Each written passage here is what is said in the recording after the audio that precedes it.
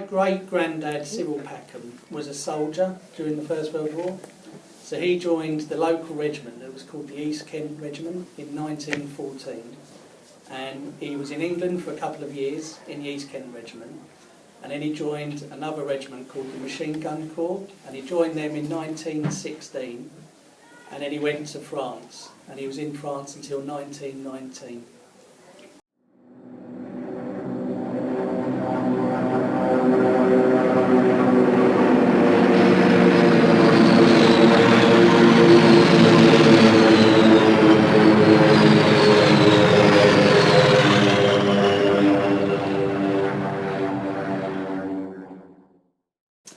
Cyril had 2 medals from the First World War. So there's different sorts of medals. So sometimes you get a medal for bravery because you do like a really conspicuous thing. So you get a medal for the bravery. But otherwise you get things called campaign medals. So you get a medal which shows which part of the war you were involved in. So Cyril had 2 medals. I think he had what they call the Victory Medal. So that every soldier got the Victory Medal for being in the war. And he had one other medal that I can't remember what it's called. But it was something else to show that he had fought in France during the war.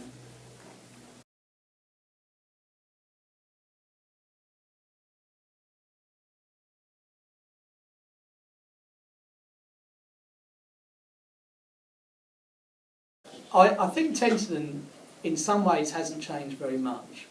So we live in a really old town, and if you think about the High Street and even St Michael's, like the oldest bit of the town, it hasn't changed very much. So most of the buildings in the High Street Cyril would recognise today. But I think where it has changed is things like how busy it is.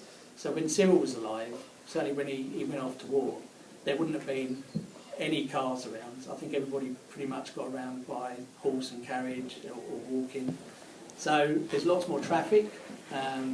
Even things like the electricity and the street lights, there probably wasn't so much. None of the supermarkets were around. And there's a lot more houses that have been built around Tenterden since Cyril was alive. But I think the main part of the town he would recognise quite well.